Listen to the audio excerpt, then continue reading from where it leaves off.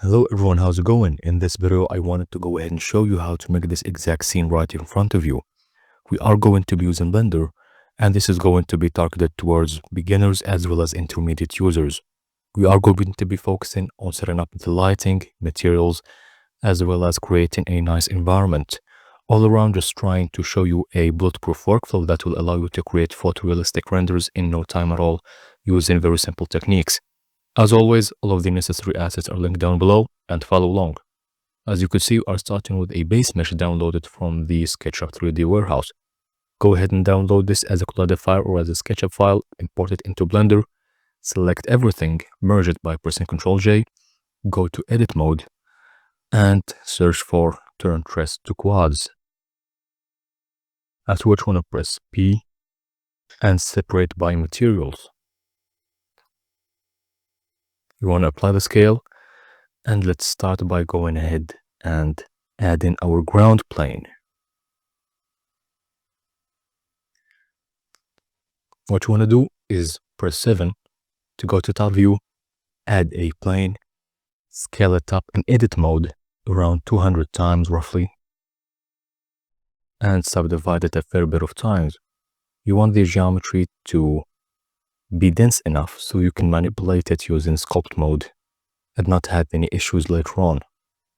I like to rough up a shape that will more or less resemble a lake. You can go ahead and refine this later on, but I just try to create a base cavity for the actual lake and some hills on the borders.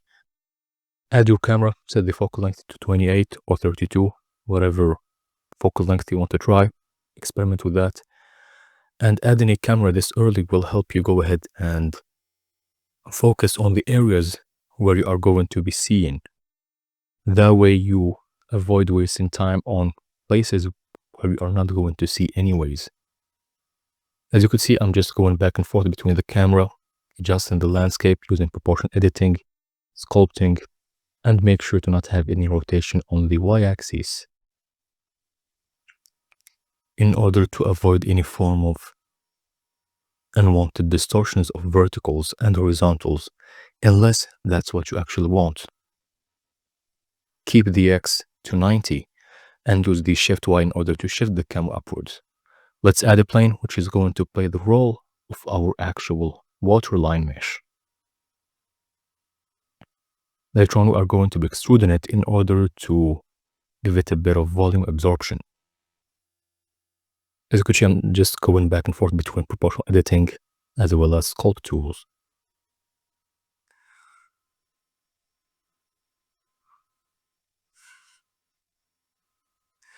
Now let's add our plane material, which is going to be an aerial rock from Polyhaven.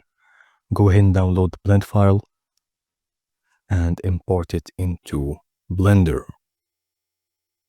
You can use 4K or 8K. No, this is ultimately up to you, but I recommend no more than 4K. Otherwise, you might run out of VRAM or RAM. Go ahead and append the material, add it to your base mesh for the plane, and set up the UVs. Now remember, this is an aerial rock mesh. Now excuse me for the weird pronunciations. I would like to scale this up 15 times roughly. You can probably go less than that.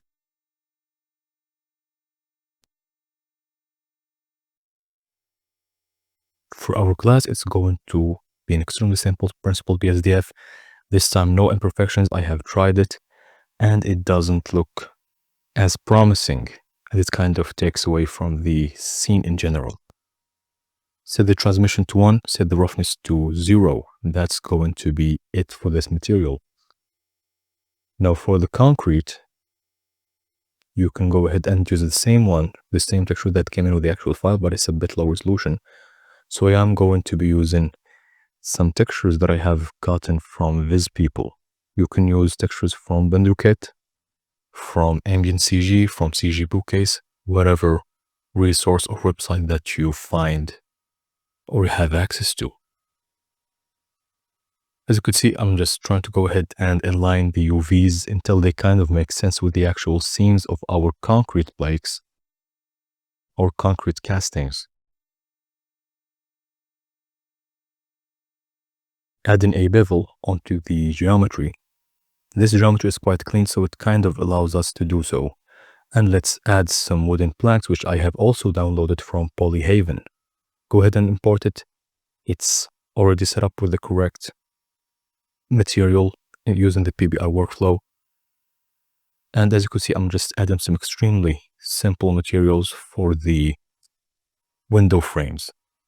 Make sure to add the bevel, and if you have some shading issues, add the weighted normal and tick keep sharp.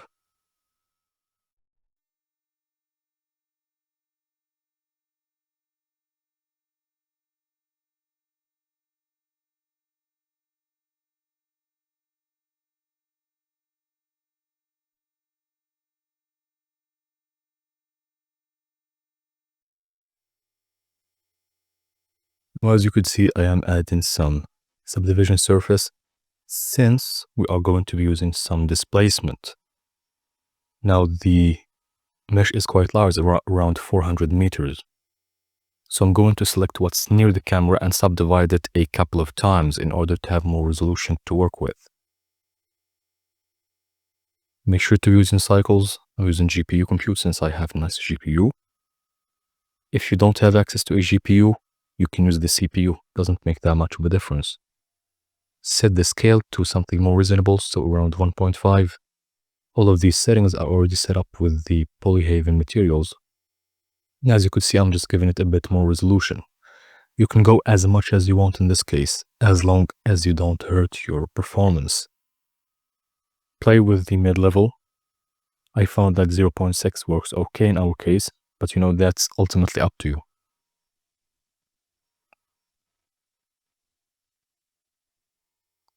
For our lighting, we're going to be doing a mix between the sky texture as well as an HDRI later on. For now, set the ozone layer to 4, the altitude to 4000. This will give you a nice bluish color. For the planks, you want to get rid of the actual displacement.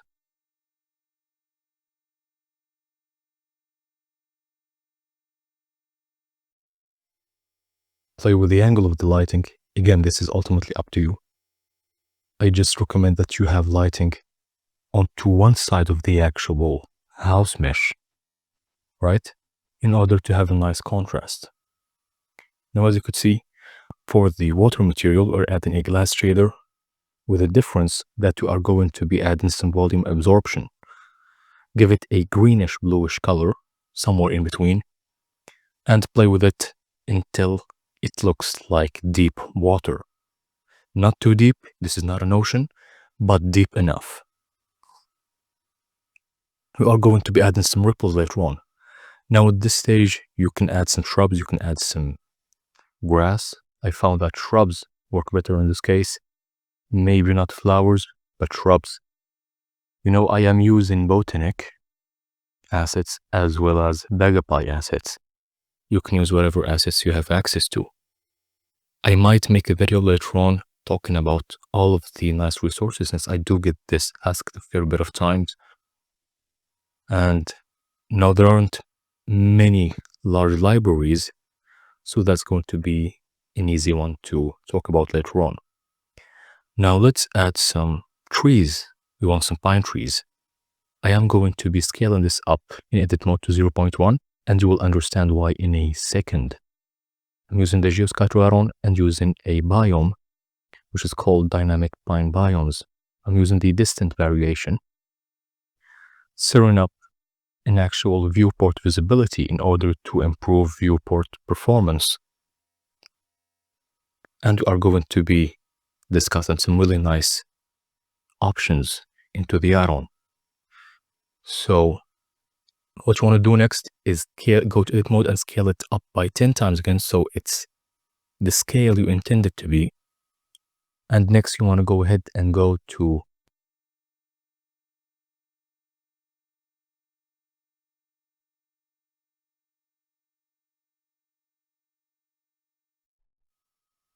as you could see, I'm just going ahead and enabling elevation filtering. And just try to set the maximum to 100 and the minimum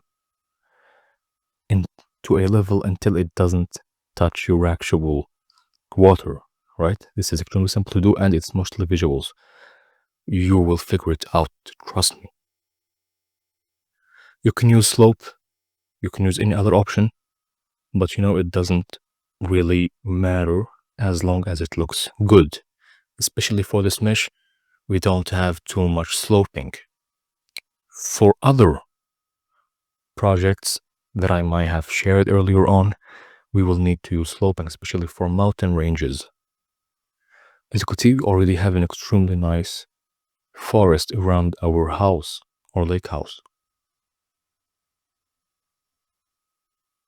As you can see, I'm just going back and forth with the range. This can be found under the Abiotic subsection here in the Geoscatter add-on. This can be done using something like Geonodes, which is what this add-on is based on, but it does take a bit of fiddling and it takes a bit of simple knowledge, one would say. I have added a tree to cast shadows, and at this point we want to go ahead and improve our lighting, so I'm going to be adding an environment and add in a simple HDRI, which kind of resembles our base lighting. Feel free to copy its name, pass it around here, copy its name, search it onto Polyhaven, add a mix shader, plug it in, go ahead and press Ctrl T if you have node wrangler enabled, and try to match the actual rotation on the Z-axis to what we had previously on our sky texture. Mix both. What you want to do next is just compare, see which one you like better. Now what this will do, it will give you some nice reflections that are very, very subtle at the same time.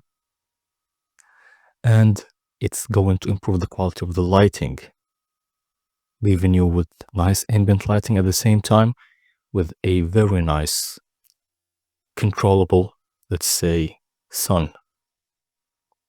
Let's add a cube, which is going to be our base volume mesh. Set the density to something where it kind of makes sense, something way lower since this is a very big cube onto a big distance. Set the anisotropy to somewhere around 0.8, 0.75, even up to 0.9. Not going to be extremely visible in this case since we don't have a nice, let's say, base environment which will create any form of God rays, but it does add up a lot, especially when it's fully rendered. Now, as you could see, we've got an extremely interesting setup here, and this scene already looks quite interesting. So we are at this point at the 80% range here.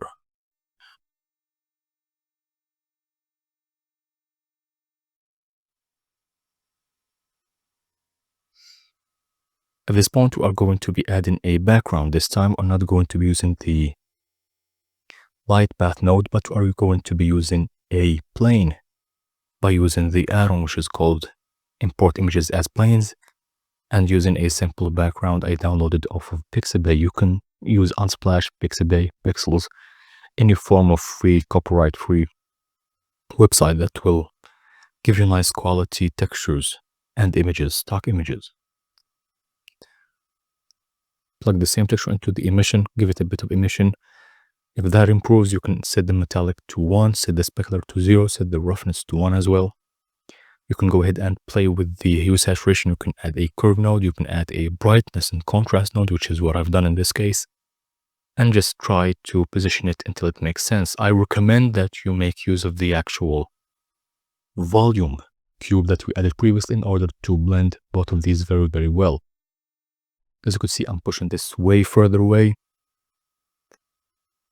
and that way you are going to have a nice background. Now make sure that the background kind of resembles your environment. The lighting angle is quite similar. If not, you might need to fiddle around with it a fair bit. Now the volume helps with integrating this into our scene.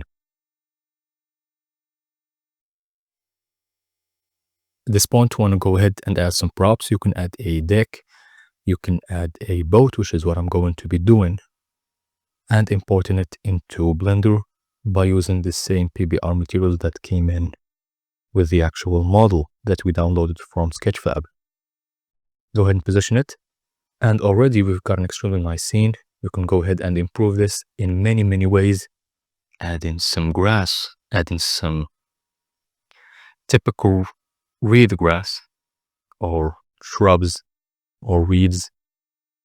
This is mostly up to you. The more time you spend, the more nice the scene would look like. Now, the whole scene took me less than 25 minutes to make. If you spend 2 hours, it's going to look even better. If you happen to decide to spend 5 hours or 6 hours, you are going to have a super solid image to add to your portfolio or share online.